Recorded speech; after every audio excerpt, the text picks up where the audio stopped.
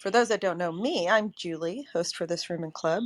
And if everybody wants to take that enthusiasm and start pinging some folks into the room and share this room, we'll start there. So you can use the little upload share icon at the bottom.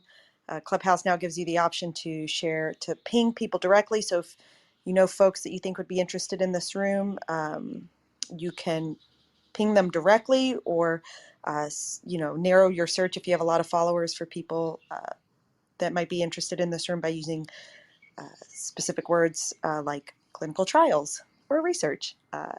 And then please, we do hope that you'll share on Clubhouse. So that will greatly increase the likelihood that someone would be able to find this room. That's part of that little block of options. Share it on socials if you'd like. Let's get this room full. I think this will be a great conversation. So while everybody's pinging people into the room, also be sure to follow all the moderators here, see who's in the room, follow the panelists, co-hosts. You can follow me to be pinged into this room in the future. For those in the audience, we do encourage participation. So if you find yourself inspired, please feel free to raise your digital hand. We'll do our very best to get to everyone. Please note, our club is called Consuli Conversations. In addition to this room, we also host a few other rooms. We have a data dignity, dealing you into the data economy, as well as long COVID, where patients meet researchers. And we do a weekly room dedicated to sickle cell, where we explore how solving sickle cell disease is really related to health equity. You can learn more by following our club. Just click the little greenhouse at the top there. Give us a follow. All our rooms are listed in our profile there. For any direct questions, comments, feedback, suggestions, if you'd like to be on this panel or for one in the future, if you have recommendations for someone that would be great for this, please email me. You will find that in my bio. I love hearing from you guys. And give us a follow on our socials. That's in my bio as well. And for those that don't yet know Consuli, broadly, Consuli is a public benefit company with the mission to enable individuals to participate in the data economy. Experts do suggest that our individual data is worth $20,000 per year. So we help people choose who gets access to and how their personal information is used, and if and when desired, get them paid for their data and make medicine better. We do this by operating a marketplace for members where we become their data agent. So our members receive smart matched and individualized offers from us for opportunities including to participate in clinical trials and data trials. And there's no cost to join our movement. So you can learn more at consuli.net. I am pinning that link to the top of the room right now. So give that just check us out, join the movement, and in a little while, I'll actually also pin a public virtual whiteboard that we have where we welcome everyone to kind of peruse highlights from past rooms and add any comments, suggestions, ideas if you find yourself inspired there. So it's now my pleasure to turn the floor over to our room co-moderators, Michael Young and Sophie, who will be introducing themselves and our expert guests. So Michael, now over to you. Thank you. Thanks, Julie. This is Michael Young, and I am the fractional chief marketing officer for Consuli, but I obviously operate in this entire arena here at the intersection of clinical strategy and commercialization for most people who know me. And I am very, very pleased to be one of the co-moderators and facilitators for this Clinical Trials Clubhouse, which meets monthly on the first Thursday. And we typically do this at 10:30 in the morning here on the West Coast, 1:30 in the afternoon on the East Coast. So first of all, welcome to this clubhouse and all of the clinical trialists, pharma industry execs, and patients, importantly, who are interested in solving burning questions in clinical trials. And while we are very, very fortunate to work with Consuli, which is an innovative team who are enabling data for good, we are very, very focused on issues that affect those who are involved in clinical trial development and clinical trial design, And today's one burning question, which we try to focus on each month, is give that kind of focus, is really an outstanding opportunity to talk about some guidance, which has now been provided by FDA, specifically around the makeup of the patients who will be enrolled in future clinical trials. So we'll proceed with the discussion here. We'll introduce our panelists who are signed on, and we will be bringing people up from the audience. Those of you who have points that you would like to make, please raise your hand, and we will get you up here as quickly as we can. And I cannot do this without the help of my more than able co-moderator, Sophie Yohannan. And Sophie, I would like to turn this over to you so you can do a brief introduction of your background, which is considerable, and then get us kicked off with introductions and our one burning question. Thanks, Sophie. Thanks, Michael. And thank you, Julie, also for having me. I'm always excited to be here every month because we have these really good one burning question discussions that hardly ever stay within our time limit because we're always bursting with new ideas. So I'm Sophie Yohannan. My background is in medicine and also in clinical trials. I am a clinical scientist currently working for a medical device company called Gala Therapeutics. Formerly, I worked for Boston Scientific and for several years. And then before that, I worked at multiple university hospitals across the Northeast. So I have 19 years experience in clinical trials. And I am really excited by this topic today, this one burning question. And the FDA guidance is actually really well written, and it's a call to action, especially for sponsors. So I'm really excited to talk about it and to get your feedback, your perspectives. But first, I would like each of our panelists to introduce themselves. And what we're going to do is we're going to go in pull to refresh or PTR order. So what that means is if you touch the screen and drag it down, it should refresh the order of panelists on the stage. And we will proceed from left to right and top to down. So we'll begin with Jennifer. And now Michael and I have introduced ourselves, so we'll proceed with Edye after that, and then Julie. And then after, once our other panelists have arrived, we can bring them up and they can one by one introduce each other. So let's start with Jennifer. Okay, thank you very much. Hi, everyone. I'm Jennifer Bonfrisco. I've been in clinical research space for 30 plus years. So a lot of different experiences throughout that, starting, way back in the day of big pharma, where we did things like that seem quite archaic at this point, like paper case report forms and stuff like that. But since then, in the last couple of years, I started my own sort of boutique company, and the goal is to make trials more accessible to more people. And I did that really because throughout all these years of being in the industry, I feel like the same problem is still there that we're struggling with: how to get to patients, how to improve enrollment, because it's always our issue. So, that was really the mission of why I started the company. And I'm trying to do that from a couple different aspects. And it's interesting, and I'm so grateful that the FDA is taking a stand on this, because it's what we all know we need to do is make them more inclusive for all people. And there's different ways we can do it. And that's kind of why I'm very excited that they're putting out guidelines. And again, they put out a guideline before, but they're reminding us again and again, come on guys, we're serious, this is important. So that's why it's a topic I could talk about all day. But I'll pass it over to somebody else. So. Thanks so much, Jennifer. This is Edye. So this is Edye Edens, and I, as many of you know, Am a research compliance and ethics professional. I'm a licensed attorney by trade.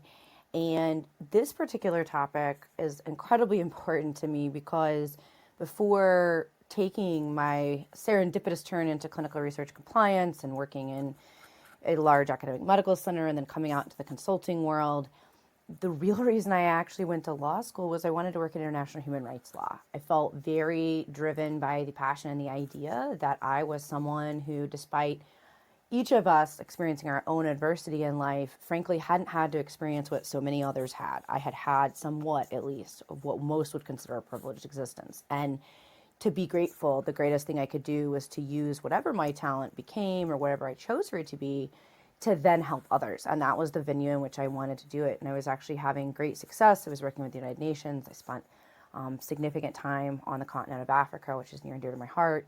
And then there was an economic recession, and I was very early in my career, and I happened to live in a city and have gone to a graduate school and have friends who were practicing in the arena of health law.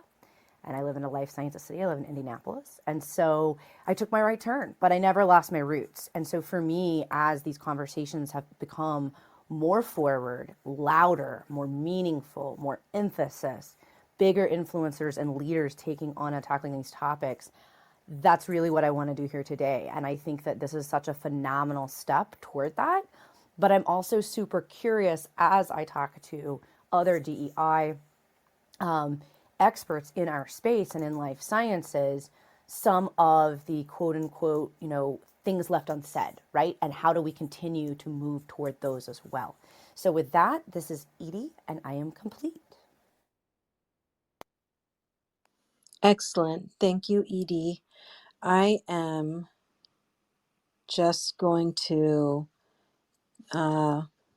pin a link to the top here so you can And see and the Sophie, while update you're letter. doing that, I think it will be important for us to just kind of pick up on a couple things that Jennifer was talking about, and it'll help level set the conversation for us here, especially as I know we've got several people who wanted to be on this panel who are, delayed for one reason or another. And so, not so much as filler, but I think it's important for us to understand that what Jennifer was bringing up with regard to some of the things that the FDA and other governmental bodies have done in this effort actually began more than 30 years ago.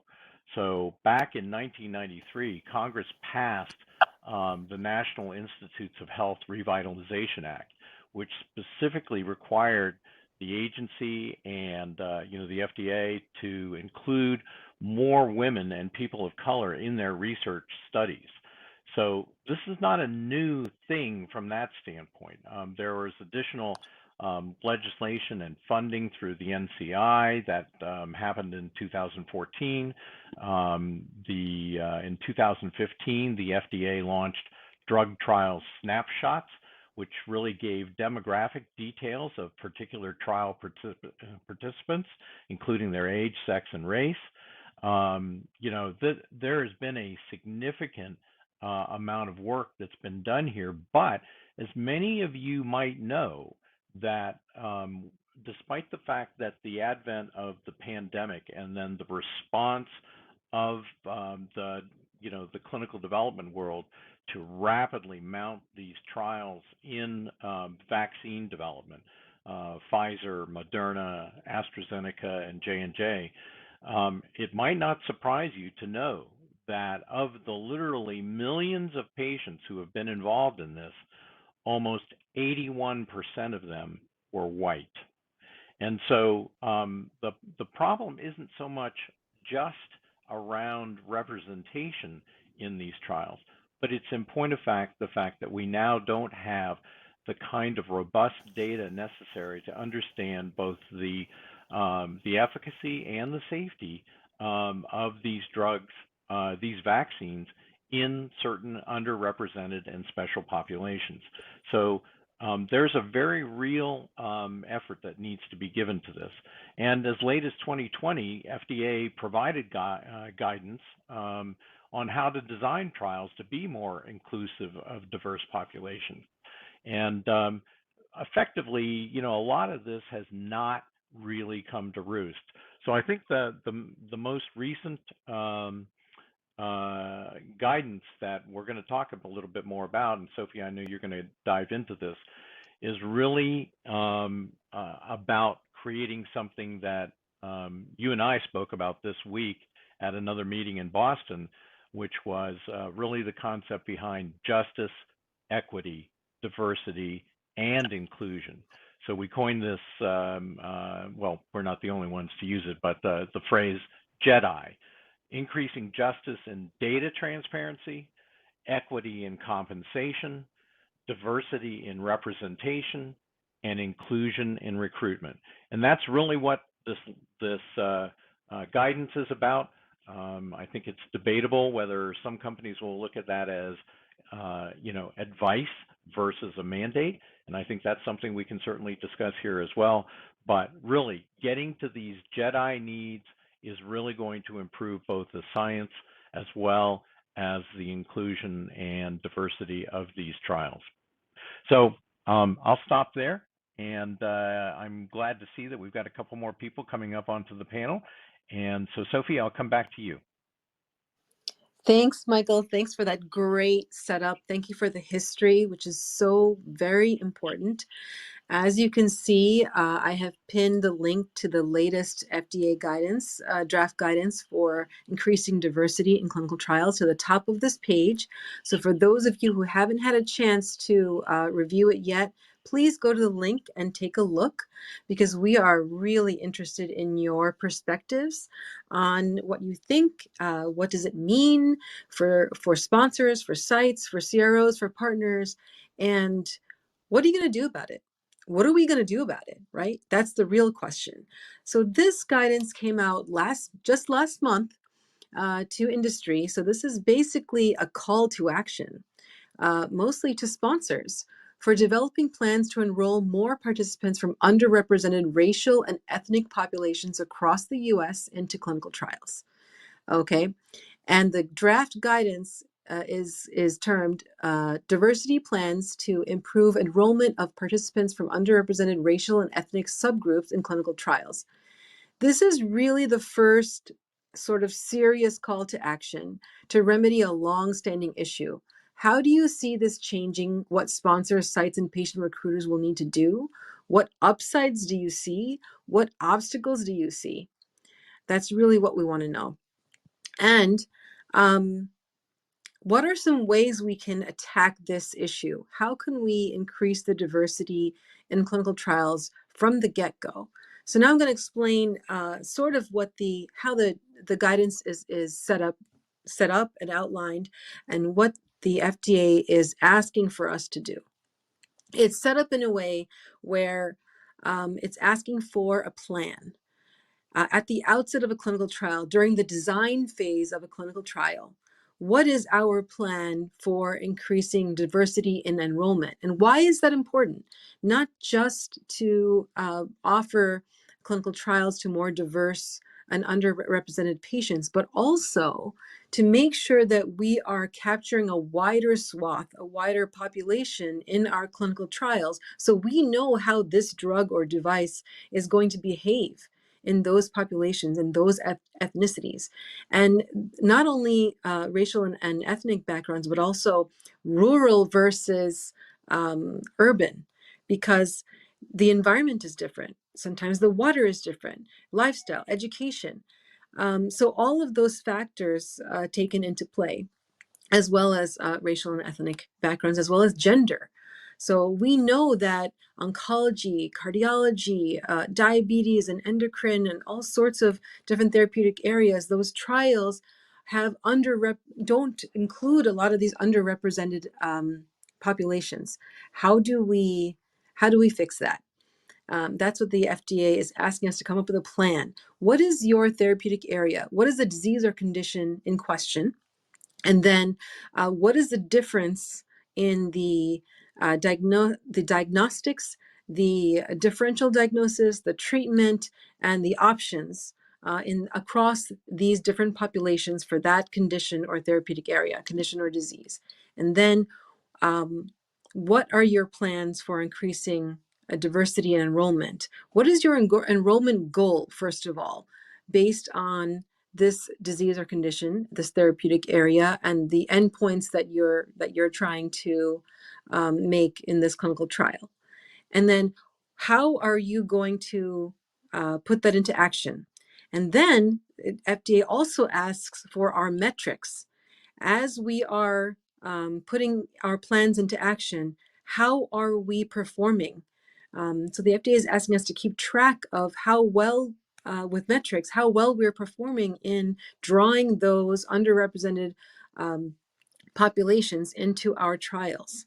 And then reporting out, just having an ongoing discussion with FDA and reporting out those metrics to them as we're going along. And if we're not making those numbers, having a backup plan, a plan to increase those numbers in the next phase of the trial, or our next trial design. So this is a multifaceted call to action from FDA. It's not simple, and this is the first, like Michael said, it's the first serious call to action towards sponsors. So with that, I would love to pass the mic to our panelists one by one, and those who have just joined the stage and didn't have a chance to introduce yourselves. As we pass the mic to you, please take a moment to introduce yourself and then start to give us your opinion and your ideas for how we can increase diversity across our clinical trials. What plans can we come up with, and how can we lay out our goals and metrics? So again, please raise your hand if you'd like to be called to the stage when we get to that section, so Julie can start to bring you up. We're going to go through the panelists who are on the stage right now first, and then we'll start to bring people up.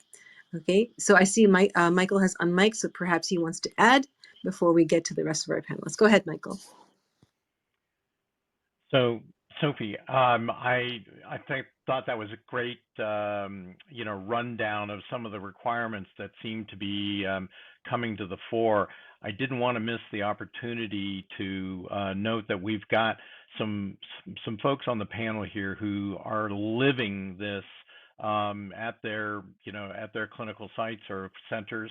And in particular, I know some of you have been waiting a little bit here, but I want to make sure that Dr. Najafi, who's down at Baylor, has a chance to chime in here. Bijan, do you mind taking the first shot at what are your thoughts being at a major study site and clinical development center in terms of what do you think this legislation actually means? Hello, everyone. Thank you for giving me the opportunity. Of course, for diversity and inclusion of the different ethnicity, now for a long time has been discussed in clinical trials, and in particular in the direction that we're trying to implement decentralized clinical trial, and also in general decentralized healthcare model. Has been discussed a lot. As you know, now remote patient monitoring and the use of AI start to be integrated as a part of the remote patient monitoring, as well as decentralizing clinical trials. But the problem that we have is that there are many sources of biases that's coming from the different solution like ePro, electronic patient reported outcome, as well as wearable sensors and telemedicine, that now it's shown that it might be affected by different gender as well as different ethnicity. And this is one of the source of the bias that has not been very well addressed. Some studies shows that for some gender and ethnicity, when we are doing supervised assessment in clinic, the results may not be the same as when we are trying to deploy those kind of the remote patient monitoring and extract those information remotely. Even acceptability of using the technology to doing remote clinical trial or decentralized clinical trial, it might be different as a function of ethnicity. We are seeing that many of served population. For instance, they may not have even high-speed internet to be involved in those kind of the clinical trials. So even they are concerned that if pharmaceutical companies are going to adopt decentralized healthcare, decentralized clinical trial, whether those underserved population may have the opportunity to be part of those trials. So it's much more complex to think about just considering recruitment of different sex as well as different ethnicity as a part of clinical trial is become even important in the context of the use of the technology that now start to become popular. And if we are not paying attention that what kind of the factors from different ethnicity and different gender in view of technology that will be used for clinical trials, then we will have more disparity on the data that we are collecting for the purpose of clinical trial. So just I would like to highlight those kind of the issue to the attention of this room. I don't have a good solution. We're trying to address some of them, but I fully understand that is a big challenge in particular with some of our trials that we're trying to shift it toward remote assessments, implementing ePro as well as implementation of the wearable technology to collect some of those clinical data and outcomes remotely. Bijan, this is Edie, and I had a question. In addition to technology, have you had the opportunity or do you have experience additionally in the impact that the diversity of the staffing or the hospital or health center that we're asking the patient to come to or interact with, and what impact that has? I ask because that's something I hear repeatedly is a very large issue. I'm in no way an expert in this area, but I hear it from those who I trust. And I wonder if in reading the FDA guidance, the attorney in me wants to insinuate that when they quote, for example, and I'm pulling it up so I say their exact words, but when they say that they want this plan that we're talking about, right, it includes the operational measures that will be implemented to ensure diverse clinical trial participation. And so I wonder if we can say, or even as a part of the comment process, or if you think we will glean from the next step in this process, that does in fact include how you're staffing and how your health centers are approaching this topic, not just for the patients, but for those that they interact with, work with, and the clinical individuals. This is Edie. Probably may have a factor. To be honest, I didn't observe in the clinical trials that I'm leading in our center. We have a good success to recruit different ethnicity as a part of our trial. And of course, the staff and training the staff is important. But what I observed was beyond of that. For instance, the reality is that the commute to come into clinical center for some ethnicity group that they are often far from the for some of the clinical center that we are. This is a major problem, and of course we implemented actually the transportation, the support of transportation that help. But the reality is that if you would like to engage them, of course, you need to pay attention to the cultural aspect. You need to understand the engagement of the family members, the relatives, the work schedule, and also the location that they are living, that how easily they have access to come to clinic. I believe, again, I personally and feel that some model of the decentralized care model for clinical trial may help to address some of those challenges, because the individual can decide that where they want to go to collect the data, or whether we can collect the data from their home, like many now questionnaires can be easily collected from home. But again, that is come up with the other challenges that you need to consider, that the kind of the infrastructure that they have to be able to be included. We have some cases that, for example, we give it a tablet for some prospective study.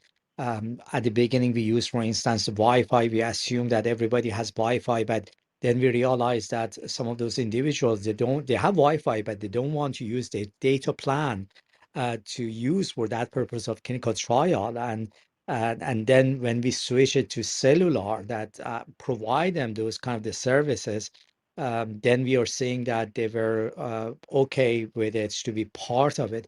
So, but at the same time, again, we saw that some of our study coordinators, they want to have telemedicine to collect some of those data, but we realized that, for example, African American, they don't like to have the video call, but they are okay, for example, with some text communication. There are some of the details that we need to consider to engage them. Honestly, among the different factors that I saw, probably the ethnicity among the study coordinator was least important, at least based on observation that I have.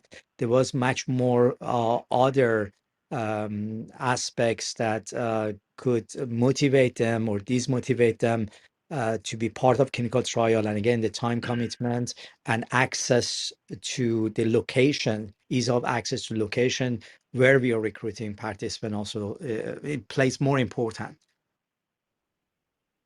Yeah, this, this is Michael, and I just want to interject here so that because there's so much that needs to be unpacked here.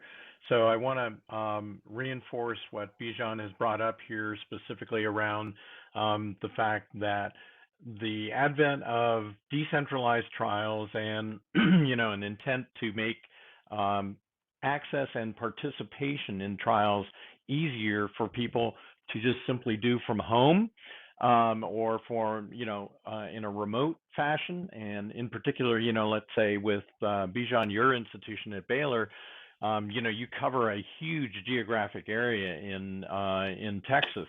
But the fact that we're offering this capability to improve access for underrepresented groups and for individuals who might not normally participate in a clinical trial, it adds its own set of circumstances, such as internet connectivity, such as transportation, such as you have discussed here, that complicates things further. Secondly, Edye, I think your point about, and this was also brought up by Adam Brown, who's actually one of the contributors to this clubhouse, but unfortunately can't speak right now. But the makeup of the team that is actually conducting the clinical trial, and therefore the team that is interfacing with the enrollees, is also a place where this kind of Jedi need is there. So I just wanted to jump in and say, yeah, there are two other buckets of considerations that have to be a part of implementing any sort of guidance that might be coming from FDA. Because let's face it, at the baseline level around all of this is you have from a government agency a set of guidance that comes down, and the question of trust is what comes up. So, I mean, that's been true around the vaccines. It's been true around so many other examples in the past with, the Tuskegee experiments, forced sterilization that's happened with Native American women. There are a whole host of government programs which have created a disingenuous or a hidden agenda question for minorities and for individuals who are underrepresented in clinical trials. I mean, it's a bit frustrating to recognize here in California, where I am, the makeup of the general population of the state of California is almost now 52% Hispanic, and yet within clinical trials, there's only about 1% of the population who actually participate from the Hispanic or Latino background. So lots to unpack here. I'll come back to Sophie, and I think you want to bring a couple other people up. Yeah, actually, I wanted to do some housekeeping in between. I know that Sandra has been waiting patiently, so I want to give her the mic next. But before I do that, I noticed that people are starting to raise their hand, and that's extremely encouraging. I'm glad people have opinions and questions and perspectives to offer. I just want to remind you all that we if we don't know you from another background, please fill out your profile to the best of your capacity so that we know why this topic is important to you, maybe a little bit about your background, your passions, so that we can be bringing you up intelligently and including you in the conversation. Okay, so I also wanted to bring up um, one possible goal or one possible help towards this end. Something that I have seen a few companies do recently is employ patient focus groups at the outset of a clinical trial design before we submit the IDE application or IND application. So I've been part of that endeavor previously. That's for usually for design, but my question is, couldn't we use that to increase our reach as well? Couldn't we use that for increasing diversity? If we have a patient focus group and we diversify that group, or we expand that group to include the underrepresented populations that we're worried about, and ask them, really, what do they want to see? How do we reach them? How do they understand these clinical trial designs? What's going to help them to trust us as partners, as providers, as clinical trialists? So I put that to you, and next I'd love to pass the mic to Sandra. Thanks, Sandra. Good afternoon or good day, everyone, as I'm not sure where everyone is. My name is Sandra L. I am the managing partner of MediHelps LLC. MediHelps LLC is a board certified independent patient advocacy firm. Sophie, thank you so much for what you just said, because it speaks volumes into the topic of this room, which is one burning question. So as you go and you look at diversification and you look at the, under the margin, what's considered the marginalized communities and what they want, it's going to be critically important that you speak to that patient population instead of actually, it's wonderful to have executives, scientists, clinicians. It's wonderful to have everyone thinking about and taking a look at, okay, well, how can we reach those marginalized communities? It's going to do you 110% better if you stop talking and start moving and start putting into action plans that are going to amount to asking the patient. The patient can talk. The patient would love to talk, but you have to take the time out of all of your studies and all of your work, if you're really interested in finding out what the patient wants, to ask the patient. Failure to ask the patient will lead us right back to where we are today, which is just talk and no action. And when talk and no action happens, at some point in time, everyone gets burnt out because nothing is being seen. Nothing of any genuine force is being seen. So we have to move past, let's talk about it, and move into, okay, well, what actions can we take? How can we do this? And you do that by partnering with independent patient advocates who are we're not attached to anyone. So we can speak without worrying about, okay, well, this is the only thing we can say because we're getting paid by XYZ company. You have a whole multitude that you can reach out to. And I encourage each of you that are on a clinical trial, are looking at how to diversify that clinical trial and get more marginalized people, to get a hold of the patients and start talking to the patients. And you might just start with health literacy, because if a patient doesn't understand what's all involved, guess what? The patient's it's not so much about trust. It's just about they don't understand the first thing about what you're talking about. So I encourage you all to reach out to me if you need any further assistance with anything, but please, let's start including the patient, the voice of the patient, inside of all of these wonderful conversations that are being hosted. This is Sandra, and back to you, Sophie. Thank you, Sandra. Thank you so much for that. I really think that patient advocates are one of the tracks, one of the pathways to success in this realm. And we're going to hear more from you as we move on. But I see that Jennifer had unmiked, and I'm sure she has something to add there. So I want to pass it to Jennifer. Thanks. Okay, thank you. Yes, I second everything everyone's saying, especially Sandra. I want to find some time with you, directly. But what I hate to be a naysayer, but I think the problem is this is a government guideline. It's going to be a guideline, so the FDA puts these plans out, and it's up to the drug companies to decide to implement them or not. They're not mandates, they're guidelines. So I'm not saying that they shouldn't. We should. It helps everybody, but they're not forced to do it. And so the challenge is getting the drug developers to want to do it and to make it an issue that they, that they need to do. And obviously part of the challenge is you can't make a blanket plan for every trial. There's, hundreds of thousands of trials. And some trials are applicable to, to improving and making a more diverse population, and some aren't. For instance, one study I'm working on right now is for a rare type of eye disease. We're begging for every single one patient we can get. So those are the type of trials you can't, beggars can't be choosers, right? So I think it's an important thing. I kind of wish the FDA would take an even stronger position to say, you really have to have this plan for the trials that you can.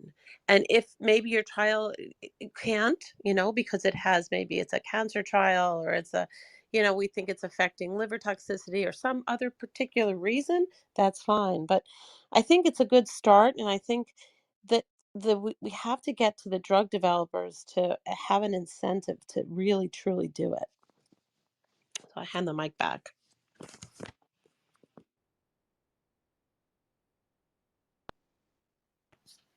Yeah, Jennifer, thank you so much. I think there's a methodology that often the FDA has taken with regard to providing guidance as opposed to strict outright guidelines. In many cases, they're looking for the reaction of both the public and the industry, as well as patient advocacy groups to all of this. So, but I do agree that this is the first time where this guidance sounds much more like a set of rules, if you will, or a bit of a prerequisite before, even before an IND scenario. They want people to be thinking about how you're going to be more inclusive and how you're going to provide the kind of diversity in your trials, especially when it comes to diseases. As you know, Consuli is very engaged right now in supporting some efforts around sickle cell. Well, it's very clear what patient population is going to be impacted here from a sickle cell standpoint. But as you get to some of these larger primary care diseases, such as Alzheimer's or diabetes, the makeup of those patient cohorts can be strongly influenced by the way in which and the groups that you reach out to include. So I'd like to make sure that we're being inclusive of the people who have been so kind to contribute to this. So Dr. Jenicka, thank you so much for coming on board here, and we'd love to hear some perspectives from your side of things, because you've taken a good look at this particular dilemma. Yes. So I'm Dr. Jenicka Engler. I am a principal investigator at a CNS research site based out of Boston. so mainly psychiatry and neurology research trials. And I think that a lot, and there's so many different indications across research that, there are different models of how sites will recruit. And oftentimes they will recruit from their patient populations. But we also know that not everybody who needs a doctor has a doctor. And if that's how sites are mainly relying on recruitment, then that really could impact the diversity of the clinical trial participants. So, what a lot of sites have started to increasingly do, and this is also linked with what sponsors are doing as well, is increasingly they're doing sort of central campaigns on social media, or clinical trial sites like ours are actually paying for their own trial advertisements on, Facebook, Instagram, Google SEO. And there's some pretty simple things that you can do to increase trial diversity.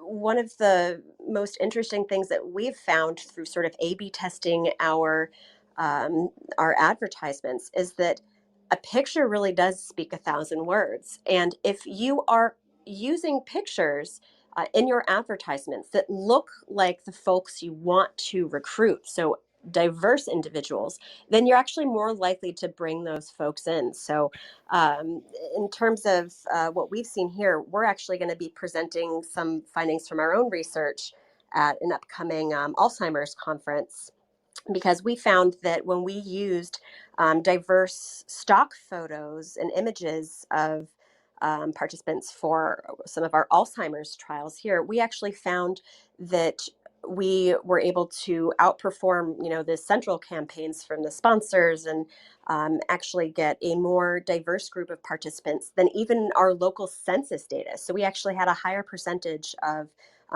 minority and diverse participants relative to their actual population rates as per our local census data. So there are these little changes that both sites and sponsors can make if they are really invested in finding diverse participants. So, it's a matter of, is there the funding and the will to do this? And I think that's something that hopefully, the FDA draft guidance will, or the guidance proposals will help. But, again, until it's something that's really set in stone, it's more left to the sites and the sponsors.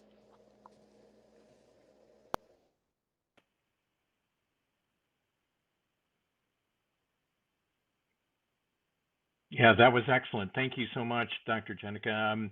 We recognize that this is a very, very big topic that has now gotten catalyzed by this guidance. I think that Fong, you have been very patient waiting here. I'd love to hear from you as well. Thank you, Michael. Thank you, Julie and Sophie, to hold the room and bring me in. Yeah, I can speak for the Asian community here. I did heard that from a friend of mine who actually have one of the biggest clinics here in Southern California. Will complain that clinical trial for vaccine, for example, recently he wasn't able to participate, and I actually have very some reservations, but then I go ahead and enroll myself in two clinical trial and see what happened. And I believe I was number one patient in one of the trial. My name was first on the list, and lo and behold, I wasn't get selected. And I did call and question that directly to the PI up front, and this person said that, yeah, you're not selected. And I said, based on what? And I said, we don't meet you. And I think that's a problem. I think Jenicka hit the nail there. You definitely need to have a PI represent the community, as well as the CRO that also location-wise also close to the community, so that we can have that kind of enrollment. And I think diversity is a nice thing. But I think the guidance FDA is the first step. But industry, I work in industry for 30-some years now. I can tell you. Speed is everything else, and sometimes guidance industry don't have to follow. So I think until these big CROs step up and set up shops in the community as well, hiring people from the community, the PI, it's gonna be an issue time to come. Thanks again for letting me share, Michael. Appreciate it. Thanks, Fong. You always have the most important and really valuable perspectives. I'm really happy that you're here. We really have some great people here, including Drew Bustos from Science 37. So excited and so happy to have you here, Drew. Please give us a brief introduction and then share with us some of the perspectives that you shared in Boston with us earlier this week. Thanks a lot, Sophie. Well, thanks for the invitation. And I'm responsible for strategy and marketing at Science 37, and we're a company that is disrupting alongside with many of you the clinical trial space. So, look, it's been really interesting to hear the myriad of opinions and perspectives. One of the things just to highlight, to remind everyone, is that only 3% of physicians participate in clinical trials. Thereby, about only 8% of patients participate. So, while it's great to try with having images, and I'm not trying to be disparaging by any of the comments about it, but it's always important to be able to have the person that you trust the most, which is generally the physician, specifically for underrepresented communities. It's hard enough for one to go into the doctor and explain the symptoms that one is having. So there's a trust already. And for you to be able to be invited to trials through them, I think that's really a great pathway.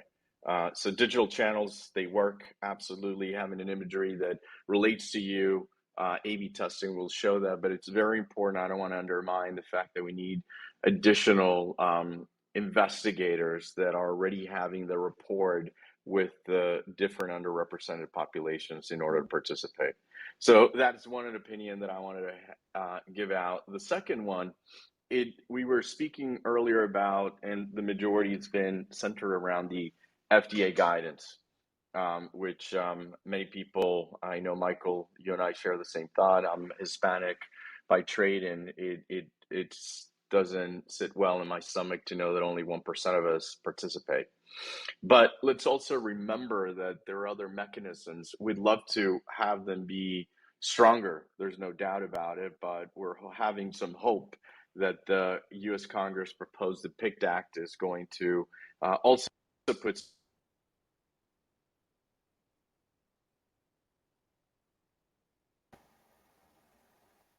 NIH Cures Act, right? There's funding there.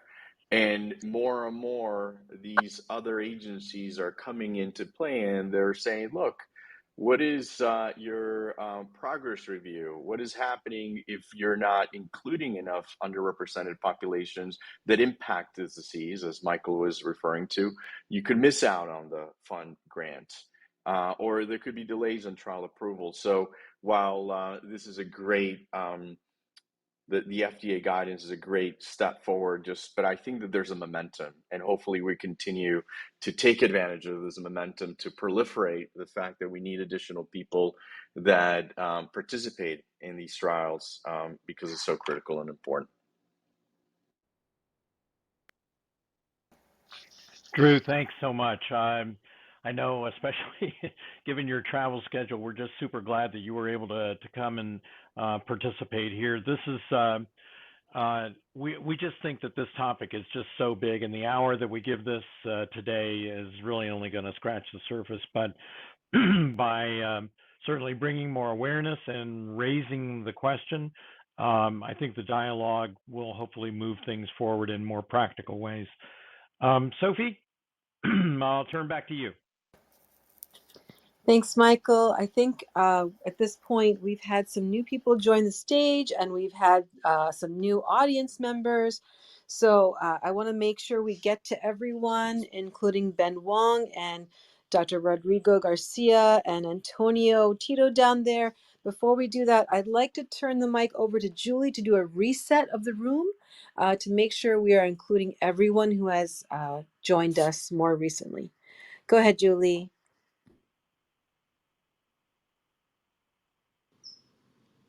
Hi everyone, Julie here. Sorry, it took me a moment to find my unmute button.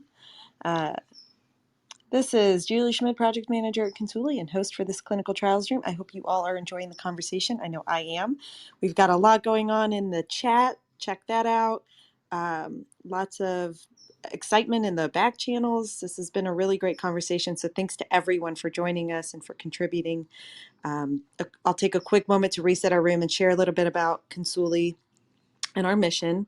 Consuli is a public benefit company working to create a marketplace where we deal individuals like you and me into the data economy and help make medicine better by smart matching patients with clinical trials that are right for them. So we're creating a movement. There's no cost to join. I'm going to pin a link right now to our sign up and just add that really quick. We'll get there. And you can find our website pinned to the top of the room now. You can find socials in my direct email in my bio for any questions. I love hearing from you guys directly. So be sure to follow our club, Consuli Conversations, so that you can get notified of any future rooms.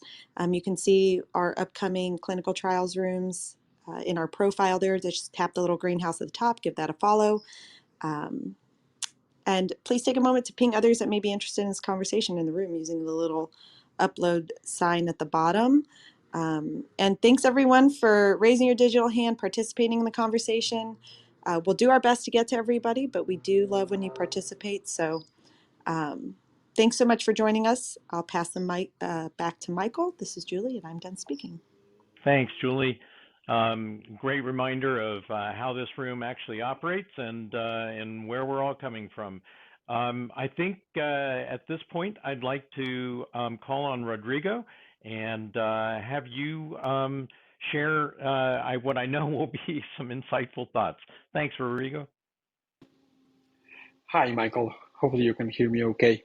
Thanks for the invitation and for giving me a couple of minutes to share my perspective. So, fantastic topic. You know, I think everyone who is part of this. Oh, I'm sorry, let me introduce myself. So, my name is Rodrigo Garcia. I work for a CRO, and within my group, I have 3 functions, and one function is all about diversity of patients in clinical trials. And, you know, from the CRO side, I have the honor and pleasure to work with tons of sponsors, big pharma, biotechs, etc., that they want to, you know, move the needle from their own lens and perspective, of course. So it's a huge opportunity for all of us. And I think when we saw their most recent guidance coming from the FDA, you know, I was extremely happy because now it's making it very clear, right, that moving forward, sponsors, if you're developing a medication and or medical device, and you're going to be applying for an IND, you must have, even though it was optional, we know the FDA is practically expected now that you will come and you will present a well thought, you know, plan to bring racial and ethnicity diversity in your clinical trial. So now definitely sponsors, biotechs, etc., are listening to this, right? And they're paying attention. How I tackle this, and I don't want to take more time, is I start with questions when I meet with the sponsors. And my question usually is, do you know what is the status quo at your company, right? Well, we want to do a phase 3 study in this indication. Fantastic. And we need diversity. Help us out, Rodrigo. Great. My first question is, what is the current status, right? Do you know? Are you measuring the data, right? Do you collect and measure the data that will help you to answer the question, what is our current status? Because you cannot solve the problem if you don't know what the situation is. So I encourage all the sponsors, etc., to answer that question. And I know that this group is no surprise that might be seen as a question that some companies might not be willing to answer, right? Because it's uncomfortable sometimes. But in order to move the needle in this topic, we need to get comfortable with the uncomfortable topic, which is, let's be honest, we're not doing a good job. We could, but we're not, because it requires more time, more effort, more timelines, which we don't want to jeopardize timelines, neither quality, and we want to make things with less budget, right? So, but if we want to change this, we do need to know what's the status. That will help us to know where we want to go, right? And then what are we going to do differently in order to get there? If we're able to answer those questions, probably, we're stepping with the right foot in the right direction. That's it. Thank you for giving me the floor.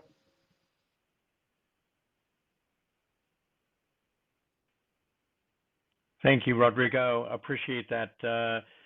Ben, you have been very patient, so I want to make sure that we have a chance to hear from you. Can you speak now?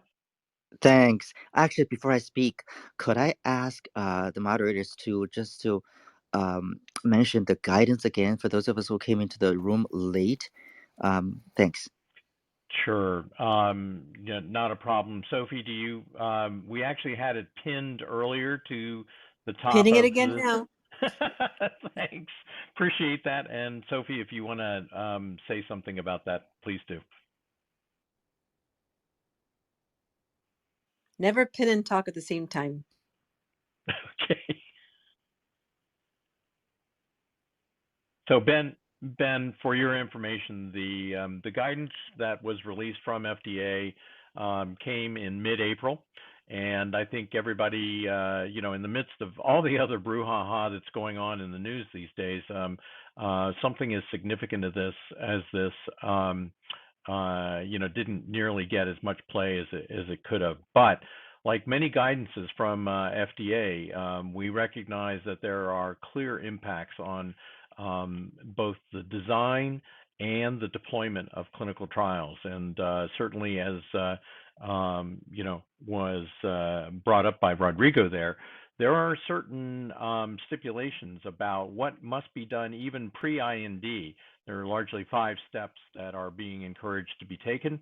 And while it is guidance, you can anticipate that many players in this in discerning what has gone into a clinical trial are going to be asking questions, not the least of which eventually will be payers who will be looking at the way in which the trials have been done. So hopefully that gives you a little bit of background, and you'll feel free to speak now. Thanks very much. I will definitely wanted to read the guidance. I think initially, this is actually very important for the simple reason I think Drew mentioned. There are so few patients that are participating in clinical trials, and also with Fang's feedback that he was even removed. So there seems to be an effort from under the old practice. I call it old, maybe current practice, that the clinical trial operators were pick and choose the type of patients to include in the clinical trials. I think that certainly is not something that we want to see going forward. I wanted to come up to ask the experts here in this room a couple of questions that I've been interested in learning. One is that has there been any quantitative guidance in terms of the participants' racial makeup or age makeup, et cetera, in the past? My assumption is there hasn't been. As long as there's enough number, there's sufficient power to generate statistical significant results, then the FDA would accept those those results, those submissions for new drug approval. Now, if the issue on the participation or the size of the population, if that's the issue, then I wonder whether there are any merits in terms of requiring certain percentages or certain numbers reflecting sort of the community. Again, I'm not proposing that that should be the case, but I would like to hear discussion on that issue because perhaps there are relevant factors for certain diseases that that issue will be important, but for some other diseases, perhaps generally speaking, a drug would be applicable and relevant and efficacious in all different ethnicities or various different racial groups. And Excellent. yeah, so if anybody want to jump in, sure, please answer that. I have a sort of follow up to that as well, but please.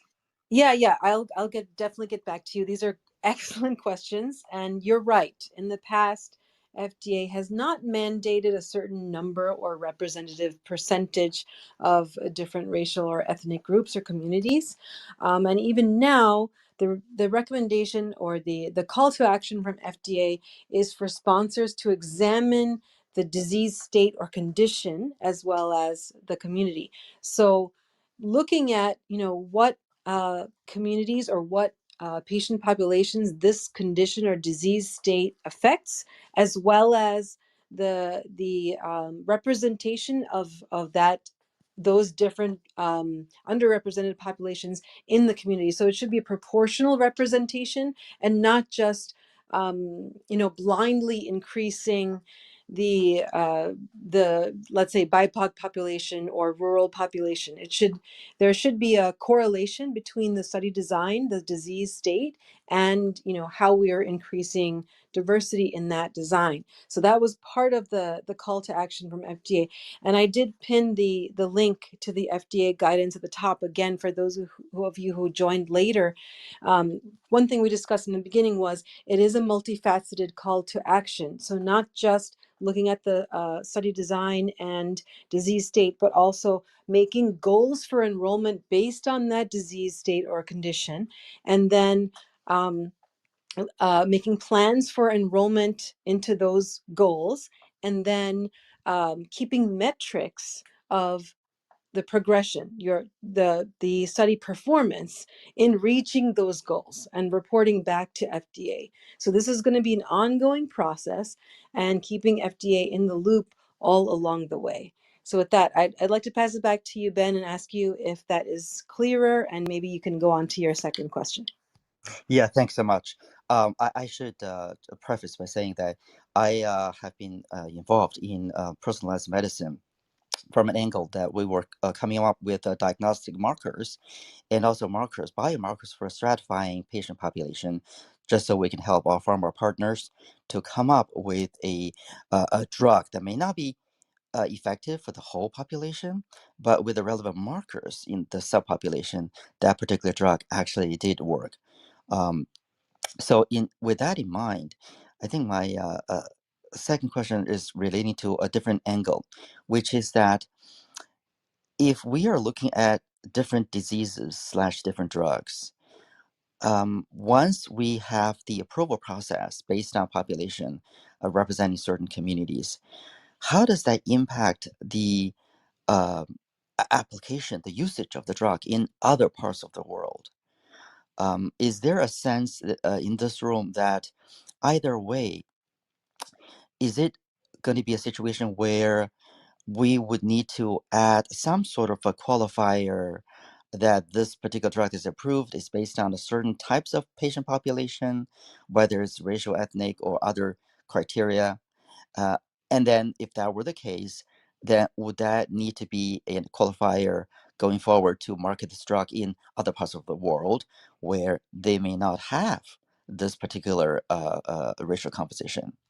So that drives a question where maybe it's time for us to consider additional markers, additional sort of associated qualitative factors, such as biomarker or other things, where a particular drug should be applicable when it's being applied, marketed, and sold to the patient population. So I just wanted to bring that up and hear what the thoughts on that. Thanks. Ben, this is Michael, and I will open that to the floor. But you should be aware that most of the global CROs that are represented here on this call, as well as many of the global institutions, are very familiar with ethno-bridging or ethno-bridging types of trials, in which clearly one of the things here, we talked a little bit about how clinical trialists, the sites themselves need to be representative of both the ethnicity and the inclusion that should be here. But the socioeconomic piece of it also plays a very big role. But we also recognize that trials for specific disease states need to be done in patient cohorts who represent the majority of that disease. And that isn't necessarily happening today, which not only complicates the recruitment for those trials, but it also creates a situation where the data sets aren't necessarily, just as you point out, may not be representative globally for where those disease entities are more prevalent. So this is a big issue that still needs to be tackled in many other ways. But I'd like to give Katie a chance because I love the fact that she comes out from a bit of an oblique background to what we're talking about. But Katie, if you are prepared, love to have your comments at this time. Hello, it's Katie speaking. Thank you so much for this amazing conversation. I love hearing perspectives around the world. For those that you don't know me, I'm a scientist myself. I was a geneticist and finishing my PhD in science, and unfortunately contracted COVID-19 almost 2 years ago, which is shocking to say. And during that time, I've not been able to work and have spent a lot of time being a bigger advocate for long COVID. You might hear I have an Aussie accent, but I live in South Africa, and there was not much awareness or healthcare treatment in the country, which is why I've been trying to advocate for that globally. And I'm just intrigued as well when it comes to the different demographics, how these are factored into studies. I've seen so many amazing studies come out on long COVID over the past year especially, and increasingly by the week, which is amazing, because a lot of the things that us early first wavers were concerned about weren't documented in science. So I'm so glad to see that come out, and I'm just wondering if there's anything that we can do to help and support. I'm more than happy to connect you with patients that would absolutely love to be involved in clinical trials. Again, long COVID's a very large umbrella. Some of us, for me personally, it's more cognitive and brain and heart situations, but others have respiratory and everything like that. But I do have a large group of contacts globally and within the US as well. So I'm more than happy to connect you with people, because we would just love to see this science advance, which we really, really hope will inform treatment and ensure that more people get treatment earlier on than we did. And I hope that leads to better outcomes. So thank you. I hope it helps, and I'm happy to hang around and contribute or answer questions at all. Thank you so much.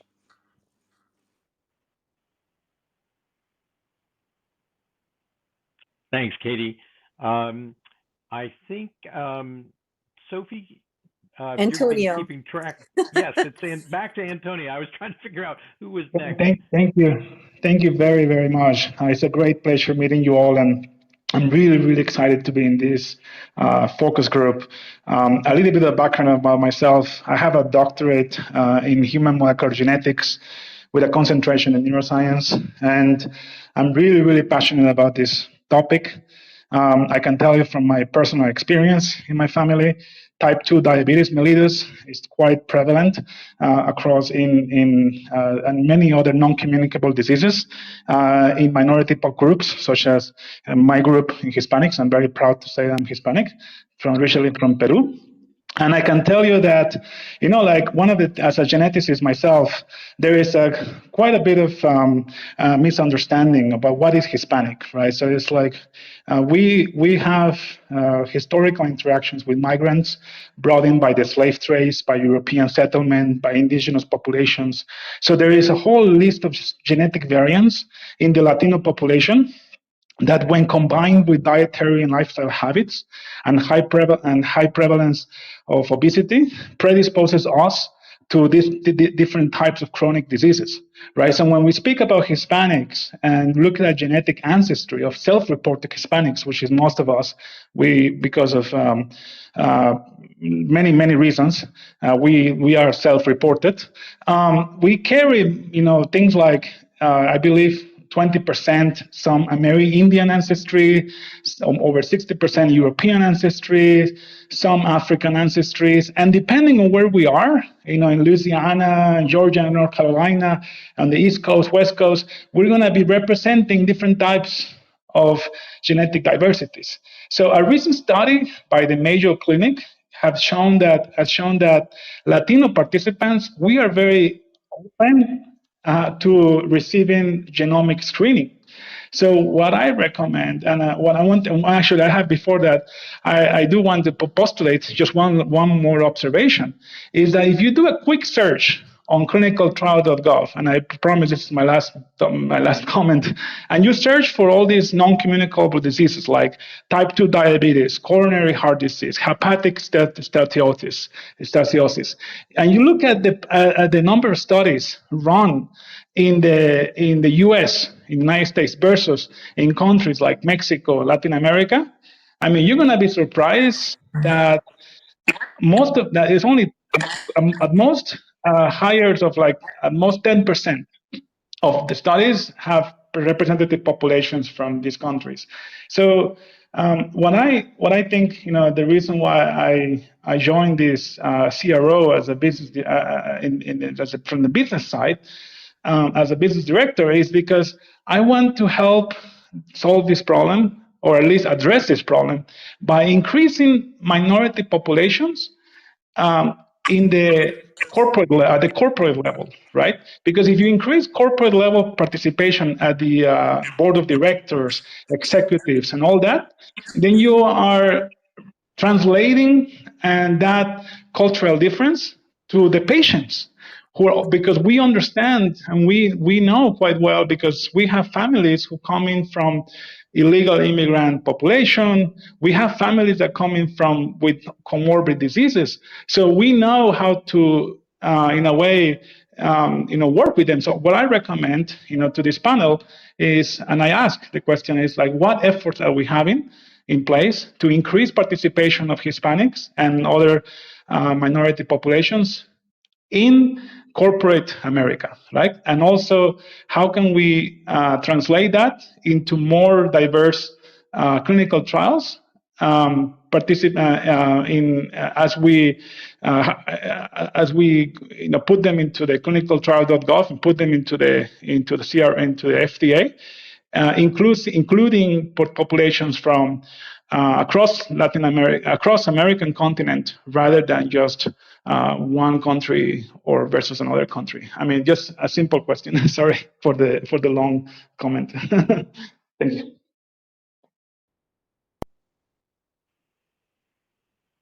Not a problem, Antonio. I think does anybody want to address some of the topics that Antonio brought up?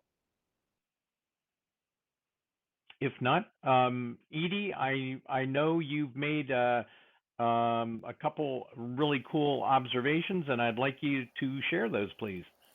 Absolutely. And I would echo some of the sentiment and things that Antonio said, but I didn't want to unmic if somebody else felt passionately about addressing it, because I already have the opportunity to work with Antonio and speak on these issues. But I think it really, for me, harkens back and grounds the conversation in those data points yet again, right? As to why aren't we pulling more hard empirical information as to certain therapeutic areas to isolate where we are studying it, isolating where we aren't, and make some of the decisions on some of these practical steps that so many of you had ideas on. I would recap, but I think that would take up the rest of the whole 10 minutes, right?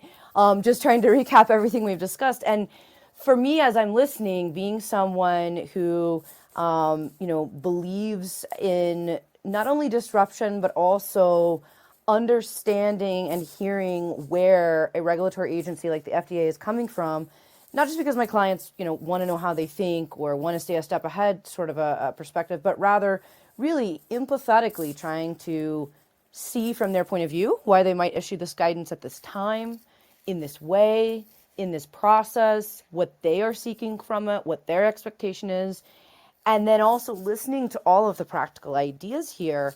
What I really wanted to, hammer home and ensure that we don't lose sight of is taking action. And for me, I'm a very practical person. I love to think big, but also bring it down to the digestible. And so let's keep in mind that we have the unique opportunity to make comments on this guidance until June 13th of this year.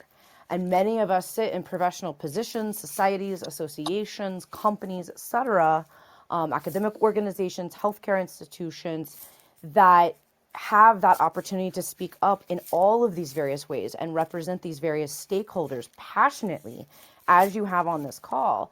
So please don't lose sight of that. As much as it feels like an uphill battle, maybe not as stern or advanced of a guidance as we want, and yet it is a step in the right direction, you have to keep in mind that this is the way the FDA seeks input, is to give us this information and then give us time to digest it. And they truly want comments from all the necessary stakeholders. And so this is really my charge to you as someone who sits on these talks and works with a lot of you in the industry as we move forward with this topic, is take these wonderful ideas. And if anyone wants to work on anything, I put it out there to the group. I would be happy to help you, help you champion your idea, help you pull it together, help pull in others or collaborators who maybe couldn't make the call today but would be interested, etc. But please don't forget about that element of all this, because it's great for us to, as so many have said, talk about all these wonderful ideas here. We have to take them out there to really make them happen. So this is Edye, I'm complete.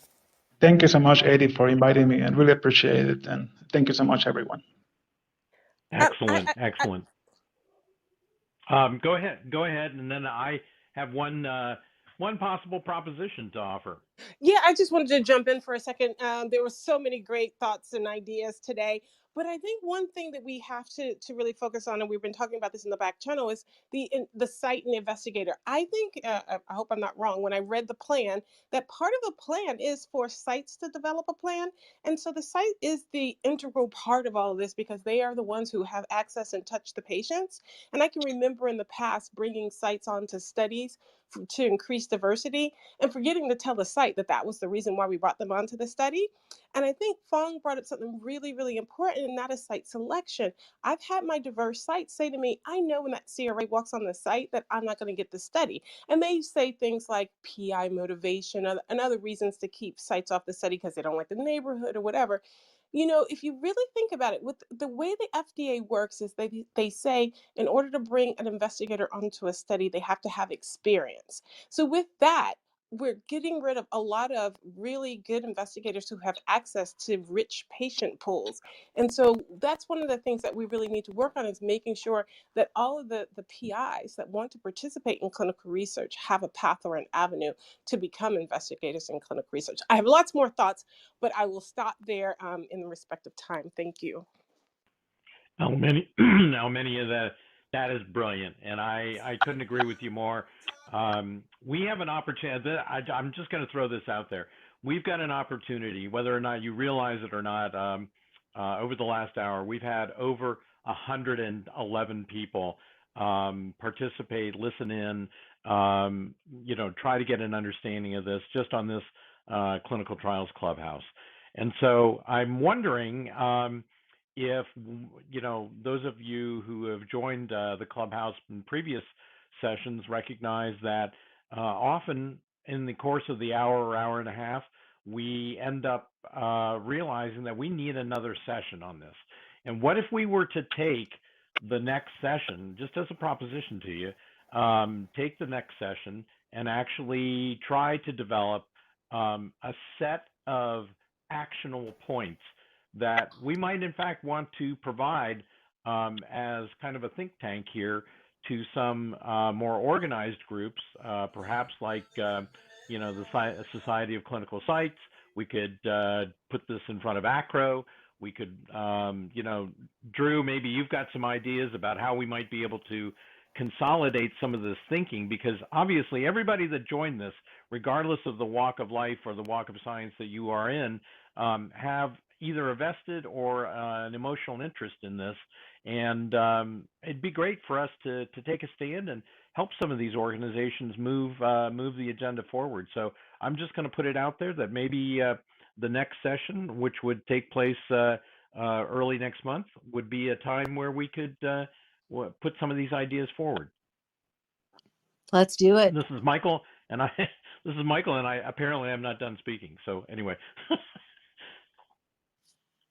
I love it. Why don't we have a show of hands? So those of you on your stage, you can flash your mic if you agree with Michael, and those of you in the audience, you can raise your hand. And that way, okay. I think we have a great vast majority. So Michael, there you have it.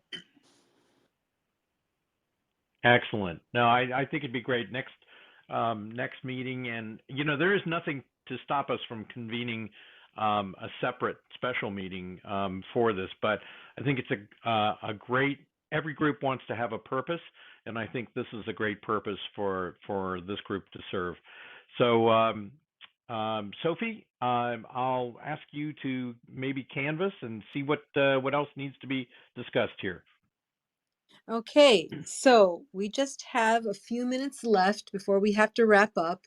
In those few minutes, if anyone has any other suggestions or maybe more specific, I see Asan, you've unmiked. Did you have something to add?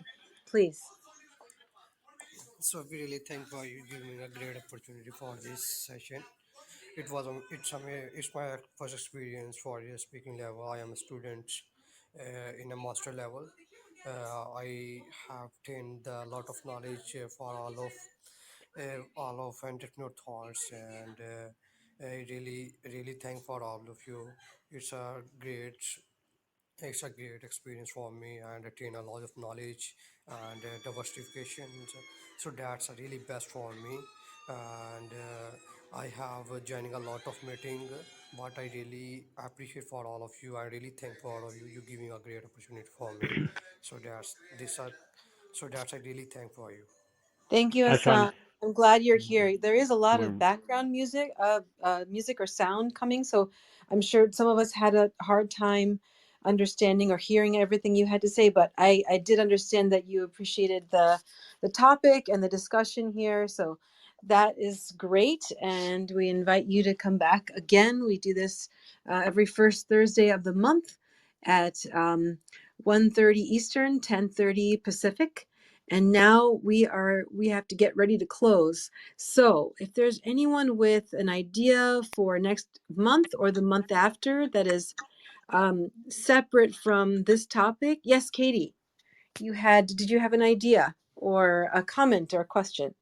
Hi, it's Katie. Just wanted to say quickly, thank you so much for an amazing space. Thank you, Julie, Elizabeth, and the Consuli team for hosting it. I know that there is a focused long COVID group that happens once a month.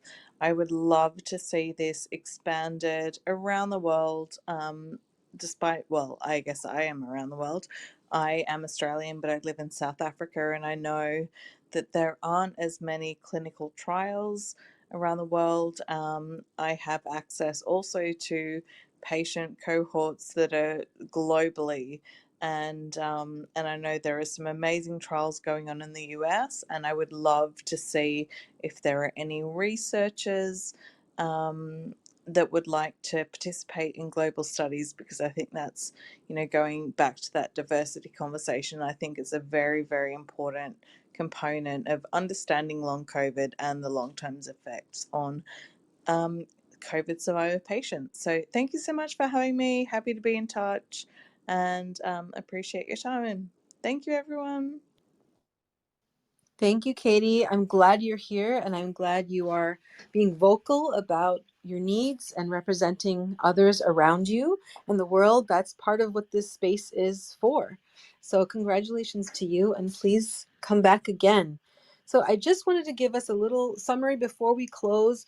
We talked about the FDA guidance that I had pinned to the top of the screen, and we were talking about the 5 sort of categories that they were looking for, how we're going to organize these changes we're going to make at the early onset of a clinical trial design, involving all parties, from especially sponsors, and then CROs and sites and partners.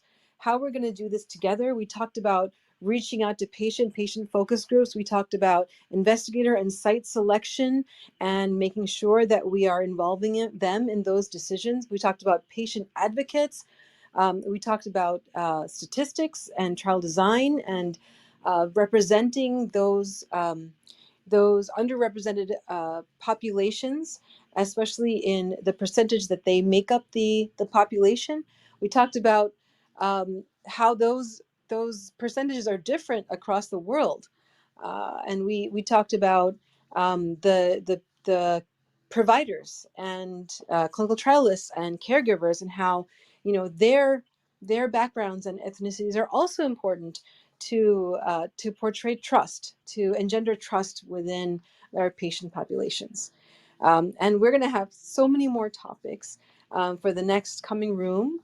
Next month, we can continue this topic. And really, like Michael said, we can come together as a team and really put pen to paper as to how we're going to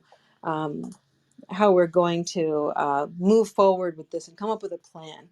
So I'm really excited for that. And with that, I would love to pass the mic to Michael. So, Sophie, once again, thank you so much for your really outstanding co-moderation. I can't do this without you.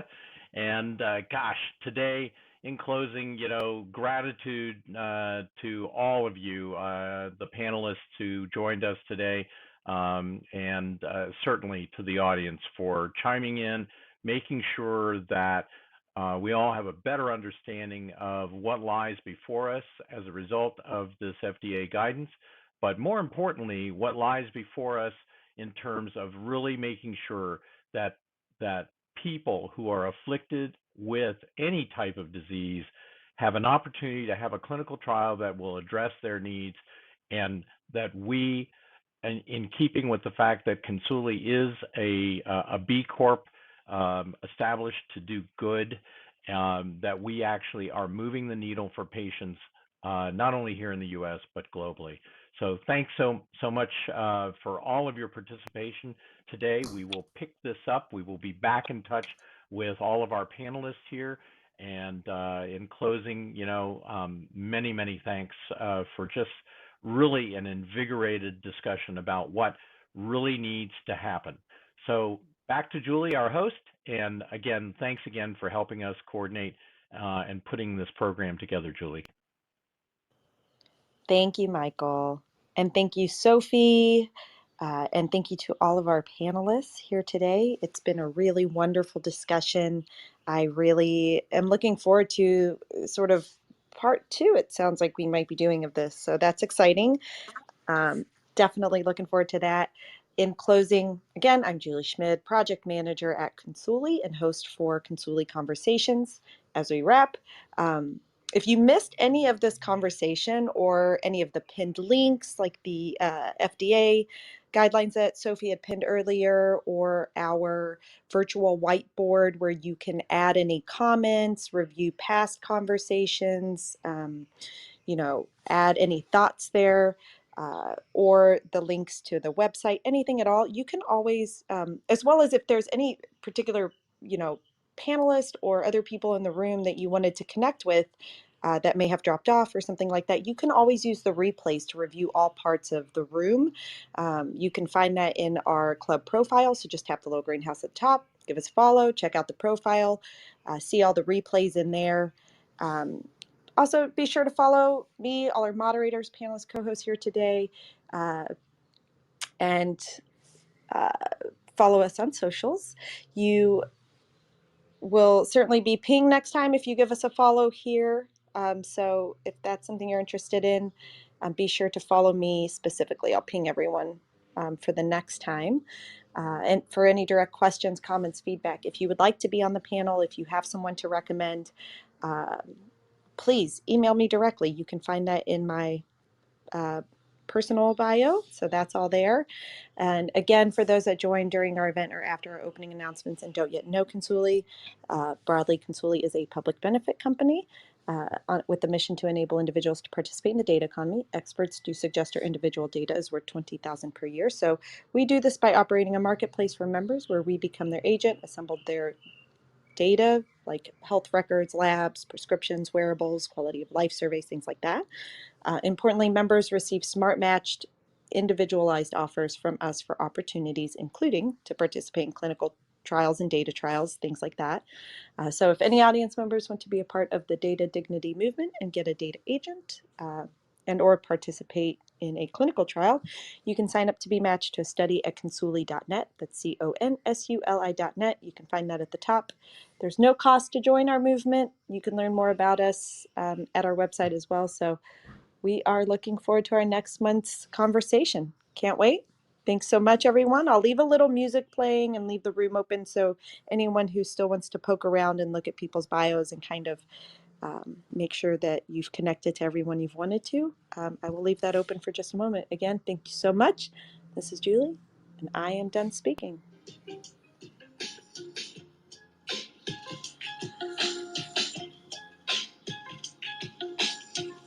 Thank you so much, everyone. Appreciate your time and Oh, expertise. we love these conversations, and Sophie, I'll catch up with you independently here, but I actually am wondering whether we've got an opportunity to publish a position statement as the Consuli Clinical Trials Clubhouse.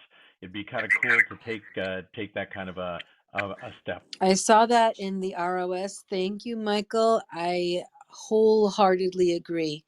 Let's do this. Yeah, sounds like an action point. Julie, That's thanks. the way to I'm gonna. lead the charge by Sophie and Michael. There That's she the goes. exact There she way goes. to lead The the least charge is the by least taking it. passionate woman I know on this call. Sandra, Go, Sandra's Michael me. and Sophie. I love you, girl. Thank you so much for all this. Appreciate it, Sandra. You're welcome. All righty. Well, listen, Julie, I'm going to jump off now. But yeah, we definitely need to put our heads together on this and see where we can take this. Thanks so much. Thanks, Thanks, Michael. Michael. Thanks, Okay. Julie. Thanks, everyone. Thanks, Sophie.